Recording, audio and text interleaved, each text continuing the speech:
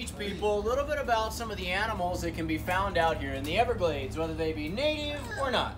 What I have got here is a very common snake in the pet trade. Somebody here may very well know what this is. This is a Colombian boa.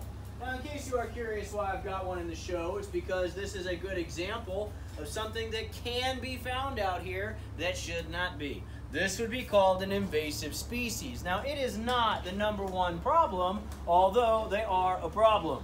The #1 problem is the infamous Burmese python. The reason that this guy is not as much of a problem is because of the size factor. A big Colombian boa is going to be about 3 or 4 meters long. That's about 9 to 12 foot. Most people find a snake that size manageable. They can either keep it themselves or rehome it fairly easily. The Burmese python can get upwards of 5 or 6 meters long. That's close to 18 feet. Just to give you guys an idea of how big that is, this pole is about 15 feet or almost 5 meters. Snake that size is eating things like deer, dogs, kids. People typically don't want to deal with that, so they release them. Unfortunately for us here in Miami, our environment is such that just about anything short of a polar bear can live down here. We have all types of non-native animals running loose throughout South Florida. Now, this particular snake is non-venomous. In other words, even if it does happen to bite you, it is going to simply sting, and that is it. No venom. It's a constrictor. They wrap around their prey, crush it, suffocate it, whatever the case may be, and goes on with their day. So folks, a really cool animal that has been absolutely ruined through TV and society. It's an animal that simply exists to maintain the balance. Unfortunately, since they're not from here, they're doing the opposite. Nonetheless, a really cool critter. Any questions? Anything you'd like to know about this guy before I jump in with the alligators? All right, I'm glad I covered everything. All right, folks, I'm going to put this guy away. I'm going to jump in there, try and show you some cool stuff in just a moment, and I'll be right back. Throughout this show, you are going to see and hear things you have probably never seen and never heard before. You've probably never heard that alligators are considered to be the smartest reptiles on Earth. You've probably never heard that things like deer, dogs, cows, Coke machines, coconuts, they all kill more people every year than alligators. The fact is, they are very dangerous. However, they are by no means mindless. I am going to try to call this guy by name. If he does not respond, it does not mean he does not know. It means he does not care. I'm sure most of you sitting here have a child, a dog, or a spouse who know their names, right? He can't really come get you. So he clearly doesn't really seem like he needs his name called to come over here, but I'm going to try him anyway. So the one right here next to me, his name, Buster. Come, Buster. Very good. This is not normal. Do not expect this out of your local alligator. Your day will end differently. An alligator this size gets a hold of your hand or your arm or your leg at this size, it will cause real damage. The brain is right there. It's about that big. Ears are on either side. Very good senses, better than a dog. The eyes, they can actually sink down into the head so they don't lose them in a fight. They fight over the same things we do, dirt, girls, and food. On either side of the neck, you have your 2 primary jaw muscles. This is where your power comes from. If anybody here has ever seen the trick where the guy reaches into the mouth, pulls it out real fast, you'll never see it done from the side.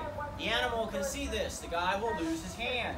They can't see in front of their face. They rely on all these little black dots to tell them what's going on. So, if you think you are brave enough, you can get away with the trick.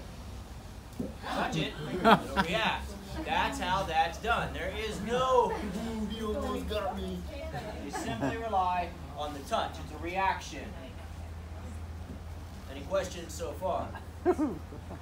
Good, I don't like them anyway. Yes. What do you do if he actually catches your... What would I do if he did actually get me? Yeah. So it would depend. If he got me and did like, what do I have, and let me go, great, I didn't have to do anything.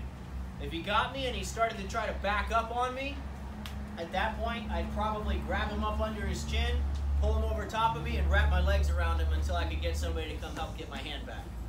And that's because what happens is if you just go, oh my God, he's got me, you're gonna lose it, okay?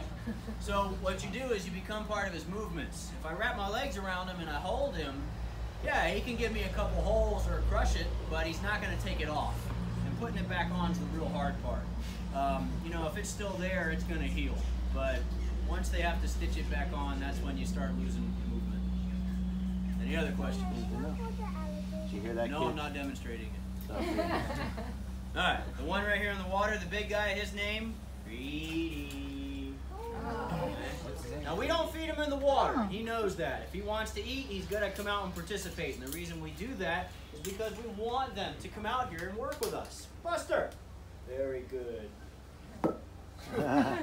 The bony bumps along their backs are called scutes. They're very, very tough. These act as an armor and as a solar panel. They're cold-blooded, sit in the sun, bring up their temperature. The tail is solid muscle. Curl that tail back and swat. At this size, it'll loosen up your teeth. A big one will knock your teeth out, break your ribs. Very, very powerful. I want you guys to understand we are not trying to show you how to tame your local alligator. What we are trying to show people is TV always has, always will, sensationalize whatever it wants. They're dangerous. However, it may surprise you to know the #1 most deadly animal on this planet besides people is the mosquito. Remember that as you walk around. You'll be around the 2 most dangerous things on the planet, mosquitoes and each other. Alright, I'm going to bring out a little one. I'm going to bring him around the outside of the fence. Please do not reach out and try and touch him. At the end of the show, if you would like to hold and take a picture with him, we do ask for a $3 gratuity. If everybody will please stay seated just a moment, and I'll be right back with the little one. Little Snappy. Snappy's about 2 years old. You're going to notice some color. The color is for camouflage, and they are first born. Everything will eat them. Once they reach about 3, they'll start to lose the color, and they'll start to eat everything that used to eat them. They typically grow about 1 foot a year for the first 6 years. That's about 2 meters in the first 6 years. Now, if you guys would like to hold and take the picture with him, it is very important that you do not put him by your face, and you don't try and kiss him. If he slaps you in the face with his head or his tail, you will be impressed. This is the proper way on holding him. I'm sure you've all noticed it's alive. If while you are holding him, he decides to wiggle, please do not throw my alligator. You are concerned about the mouth. I have got this little band. I put it on very gently. It is just to keep me from getting in trouble and to help keep an honest alligator honest. You'll notice it really doesn't bother him, and it helps make you guys think you're safe.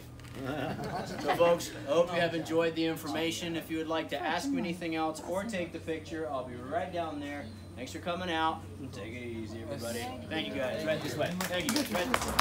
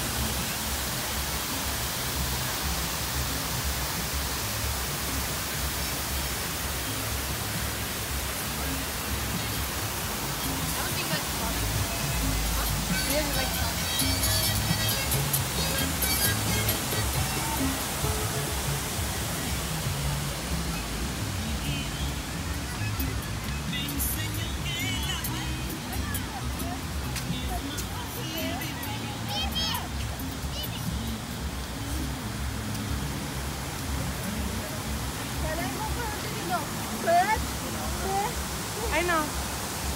Or